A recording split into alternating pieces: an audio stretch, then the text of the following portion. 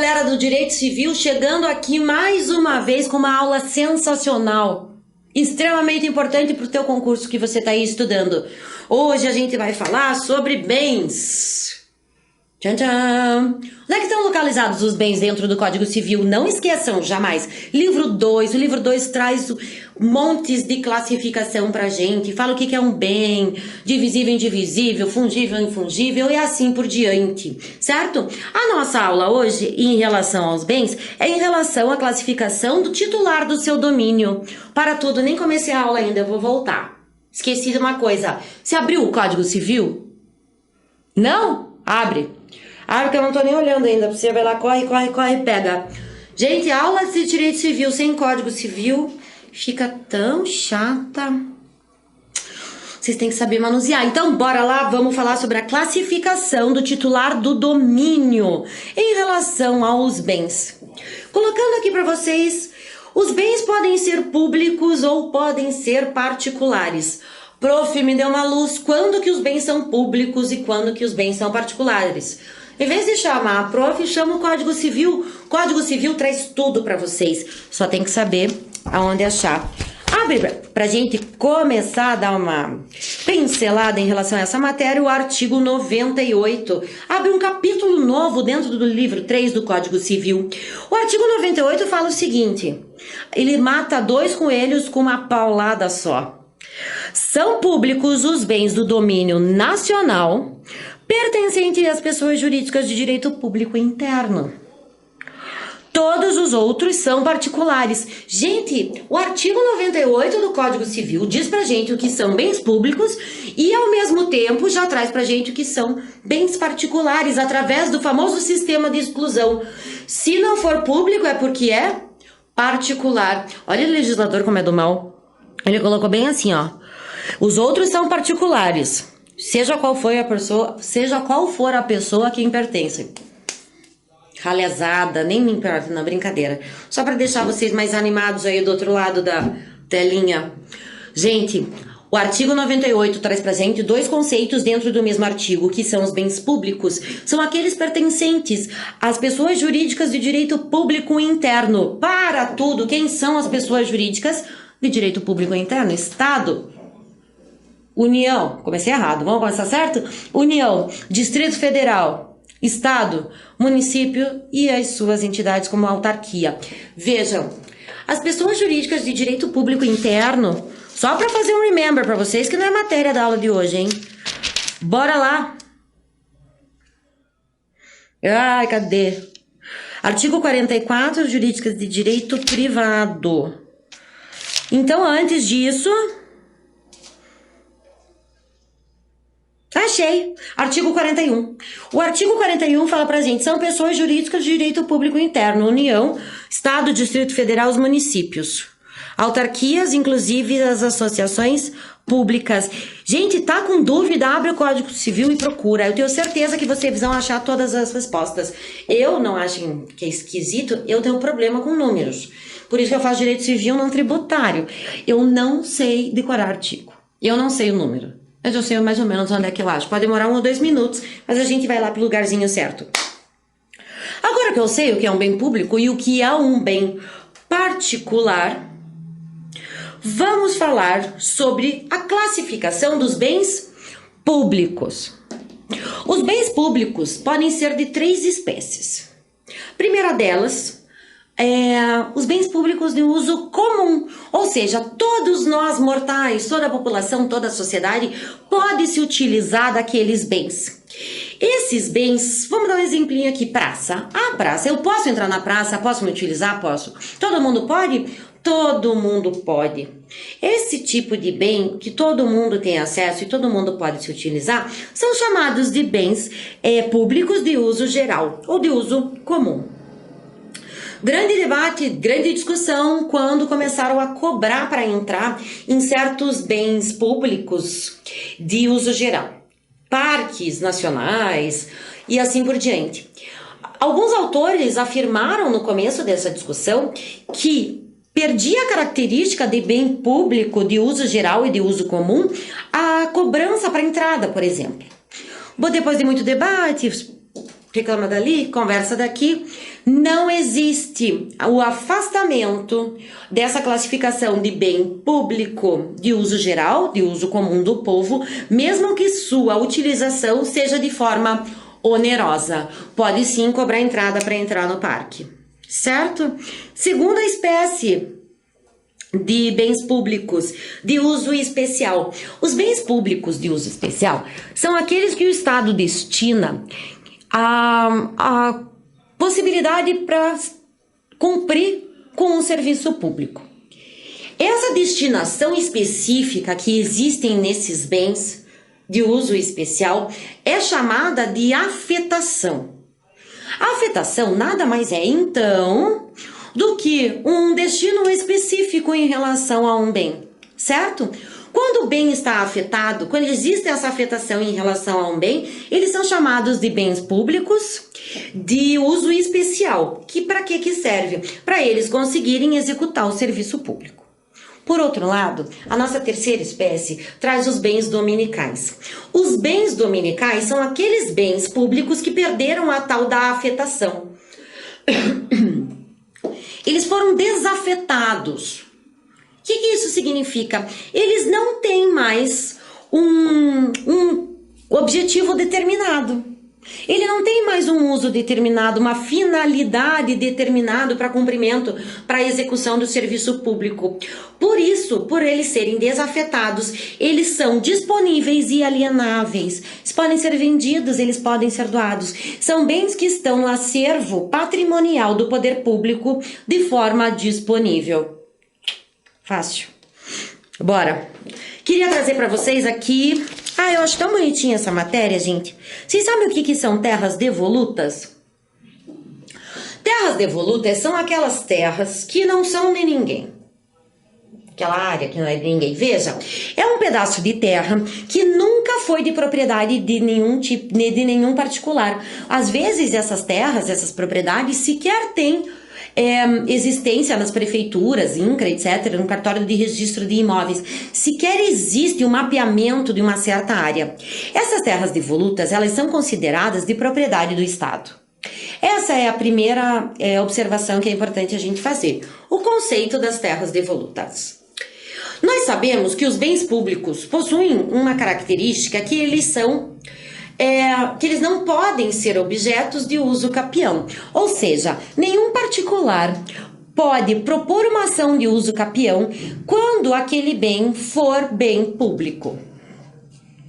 Vamos juntar essas duas informações. Bem público não pode ser usucapido. As terras devolutas são aquelas terras que não são de propriedade de nenhum particular e nunca foram. Então, automaticamente, a gente imagina que elas são do Estado.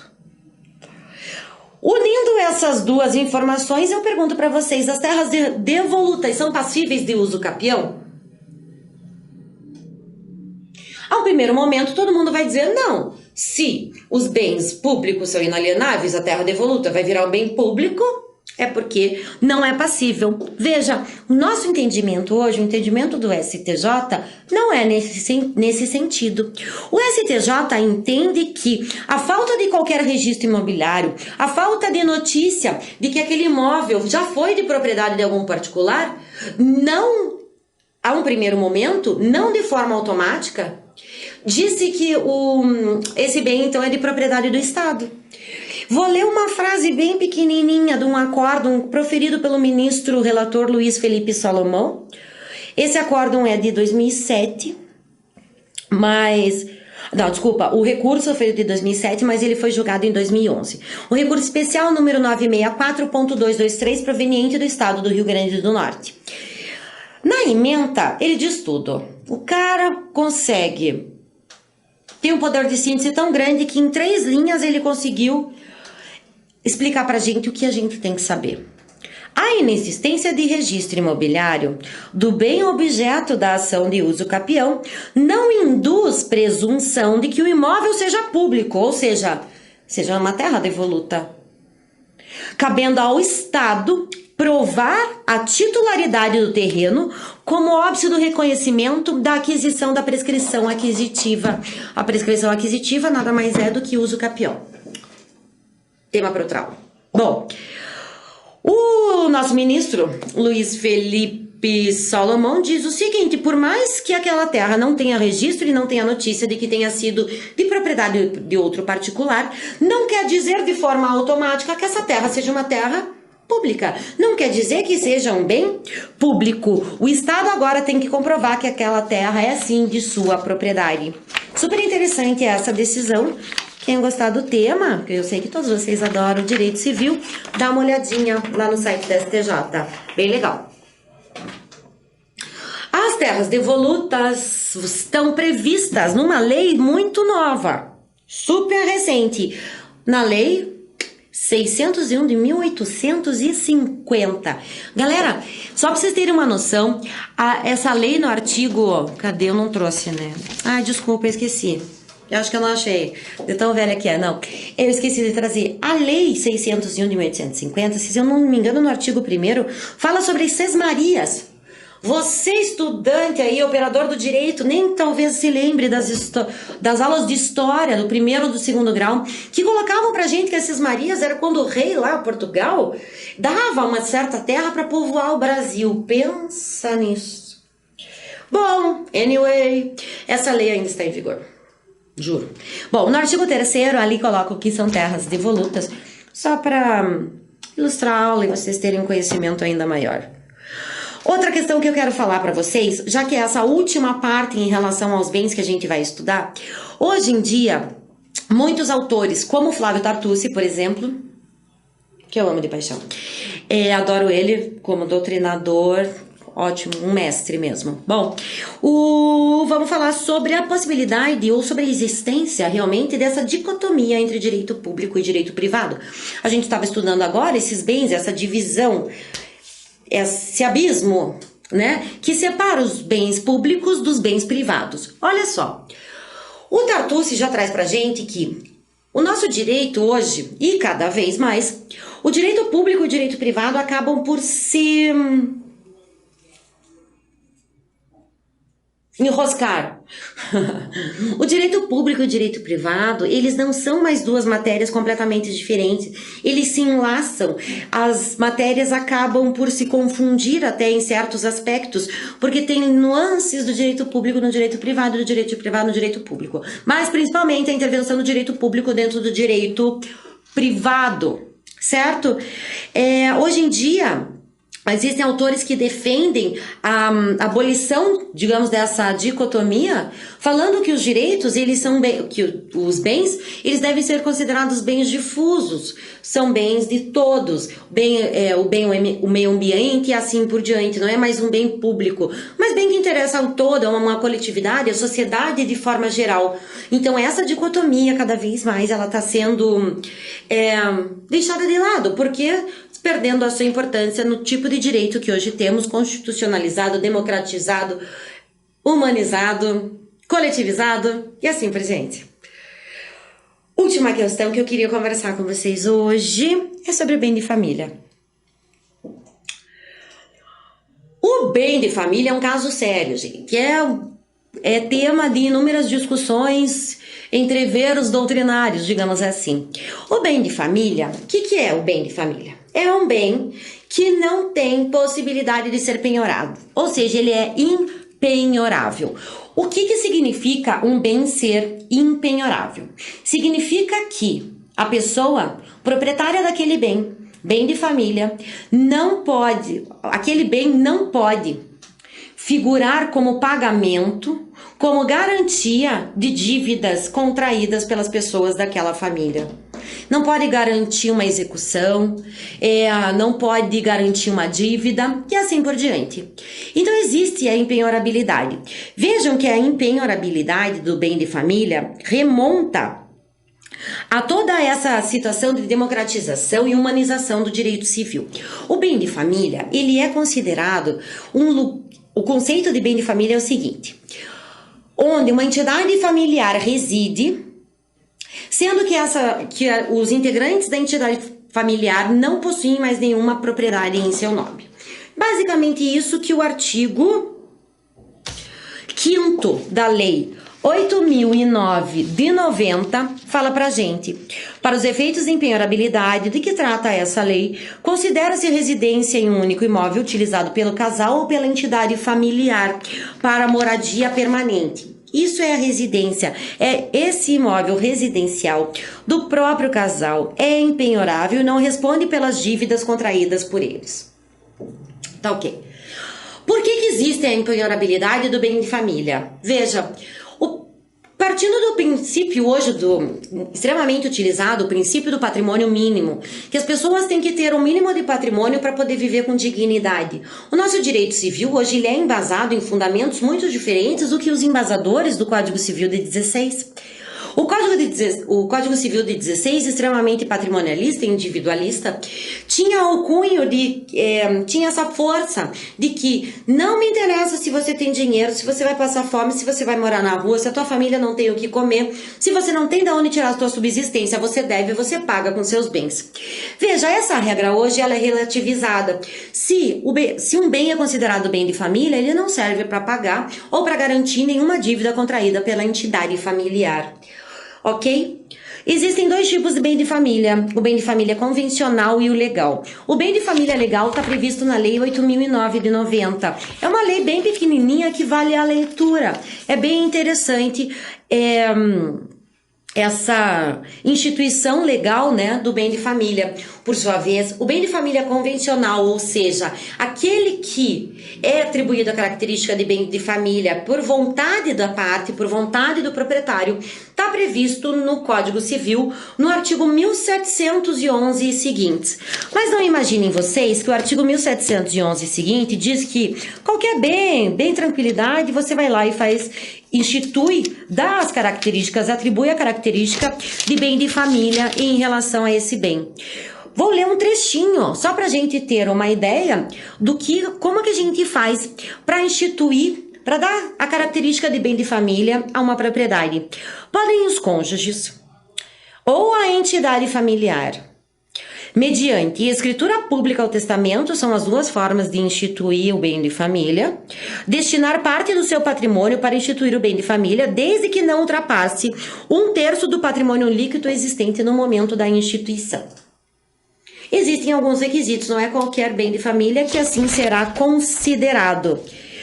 Muito bem, para a gente fechar o assunto em relação ao bem de família. Olha só, o que é entidade familiar?